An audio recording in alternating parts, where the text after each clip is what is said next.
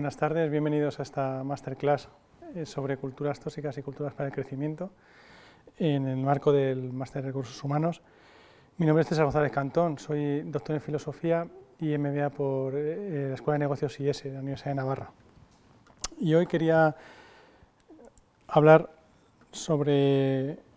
un tema, cómo la cultura organizacional puede o bien dañar severamente la personalidad y el bienestar de los trabajadores de una empresa, o su contrario, una cultura, lo que llamamos culturas para el crecimiento, pueden ayudar a su desarrollo como personas y desarrollo profesional. Me gustaría enfocar esta masterclass comenzando con el análisis de un caso muy famoso que muchos de ustedes conocerán, el experimento Milgram, que es un experimento que se realizó en los años 60 para analizar el fenómeno de la autoridad y la obediencia de la autoridad. De este caso me gustaría sacar algunas enseñanzas para aplicar a un tema muy de actualidad hoy en día, que es el acoso laboral en la empresa. A continuación daría un breve marco conceptual para situar teóricamente o para situar las explicaciones que se han dado a este tipo de fenómenos más comunes, y acabaría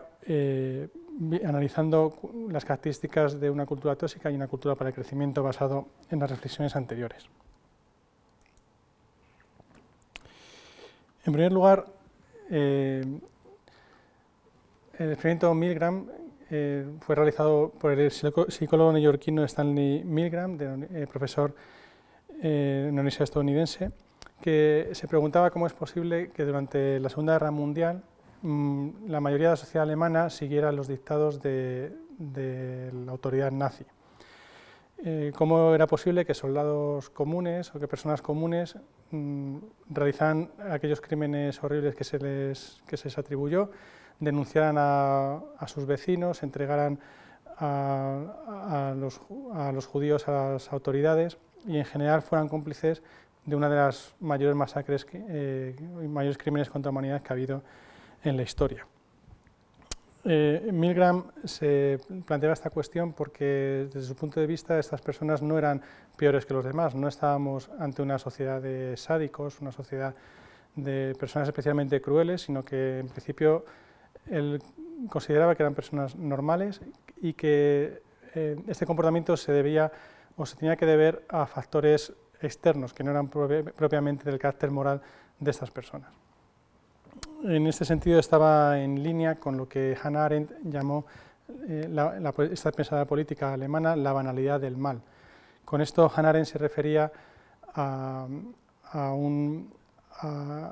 caso concreto que sucedió después de la Segunda Guerra Mundial, en el que Adolf Eichmann, el llamado carnicero de Auschwitz, responsable de las mayores masacres que se realizaron en aquel campo de concentración, fue secuestrado por el servicio secreto israelí, por el Mossad, y juzgado en Jerusalén por crímenes de guerra, por crímenes contra el pueblo judío, y ejecutado.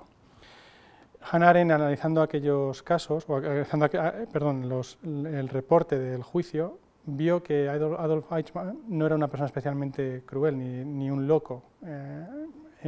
así a primera vista, sino que era una persona bastante normal y en general bastante mediocre como persona, ni muy listo, ni especialmente talentoso,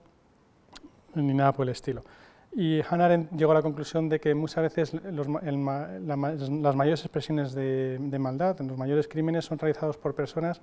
que no tienen una gran personalidad y que podríamos considerar puramente banales en términos de carácter. De modo que tomando esta intuición de Hannah Arendt, Stanley Milgram intentó explicar por qué estas personas, por qué los nazis o por qué la sociedad alemana había seguido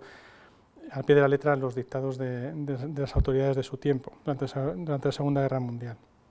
Entonces diseñó un experimento en el que en el principio lo que se trataba con el experimento era de probar, estudiar la memoria de una muestra de personas de la sociedad norteamericana. Estas pruebas de memoria eran realizadas por otras personas, por voluntarios, a los que se escogía al azar, por medio de un anuncio en el periódico,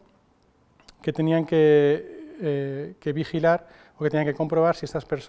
la prueba la muestra que se había escogido pues tenía buena memoria, recordaba lo que tenía que recordar, etc. Entonces el experimento estaba diseñado de tal modo que las personas que iban a ser examinadas aprendían unas listas de palabras y las personas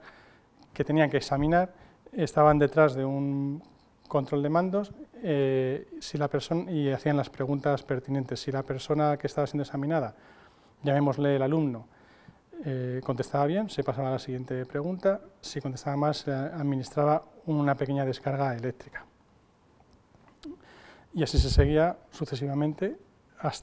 para, en principio, aparentemente, comprobar o estudiar la memoria de los estudiantes.